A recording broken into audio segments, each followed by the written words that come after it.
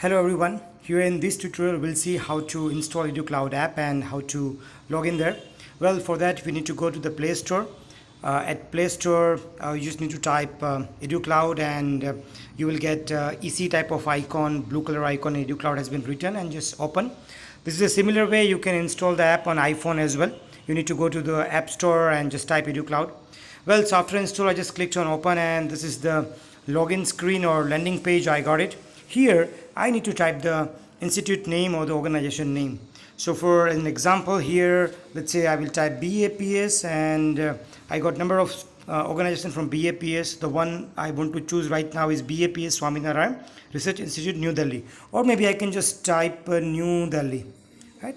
And I can get the institute. Here I can see the clear-cut name that I'm logged into the BAPS Research Institute, New Delhi. Well, here I have a two option to log in. Sign in with Google, and the second option is by using email ID and password. We are highly recommending to use sign in with Google for all the Gmail and the G Suite users. However, the users, non-Gmail users like Hotmail, Yahoo, Outlook, and other non-Gmail users should use user ID and password option, the second option. But now question is that what is my password?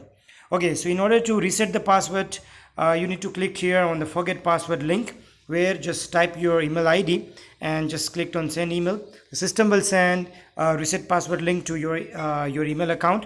Do not forget to check your spam and junk folder. Click on the reset password link and set the password, and the same password you need to use here as an for the logged in. So email ID as a user ID and the password. Well, here let's try the sign in with Google option. So the moment I clicked on sign in with Google option, the system will pop up all the email account, which is Gmail account or G Suite account, which is configured in my mobile app, and the one which is registered with I need to select the one which is registered with institute. So if the ID which is not registered, ID which is registered with the school but not registered with the mobile app, I think I need to add in a mobile app by using setting and add Google account. Well, my school register ID is Dhaval Patel 03, so I just tap that account, the first one, and just doing authentications, and it takes a few seconds, and after that this is what done, and this is the dashboard of the app, and here I logged in. Well, here going forward, you will get a lot of things like subjects and syllabus, and once data is updated. But as of now, let's look at here how to make a fee payment. So in order to make a fee payment, you need to click on fee dashboard, and here I will see my all pending or upcoming fees. If I clicked on paid, I will see my paid fee. These are the test records. You will see the actual fee payment there when you logged in there. So let's say I want to make a fee payment of this test fee record 14. I just need to click on this card plus button. The moment I click there, if you can see on my app top bar, there is a red card button with one item. So I need to tap there, and this will give me the complete details of the fees.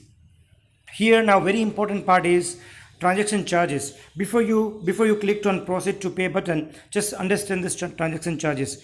Over and above this total amount, the transaction charges would be applied, and the transaction charges are various type of transaction charges as per your payment mode. You need to select the right transaction charges, and I think net banking is one of the cheap one. The debit card is a good one, and UPI is free. So just get your perfect transaction option, and then clicked on proceed to pay. The moment you clicked on proceed to pay, you will be redirected to payment gateway, where you will see it's a Paytm payment gateway. So you will see all the options like debit card, credit card, UPI, net banking. Okay, and the one which you select accordingly. If you can see here, again you will see the transaction charges. Okay, so the moment you click there, you will see the complete transaction charges for this payment. What would be the debit card, credit card, or maybe UPI or net banking? Select the best one and put up your numbers and everything, and once you're done, you will be redirected to the EduCloud page or EduCloud app basically. So I'm just cancelling this transaction right now, and I'm here And in case if any error or any transaction in progress, what you can do, you can just go back to the EduCloud app, go to the fee counter. There is a refresh button, just click on refresh button. It will get all the latest details. See, I have interrupted the transaction in between, so I get this button like check payment status. So if I clicked on check payment status, it will go and check whether the payment is done or it is not done, or it is in a progress state or what. It will take some time, maybe, if it is interrupted, maybe take few hours to do the consolidations whether actually payment has been successfully done or the fail. In case if you have any queries regarding the payment or anything, feel free to reach out your accounting team. Once you make the payment, you can go to the paid payment, where you can click on PDF and you will get your fee receipts.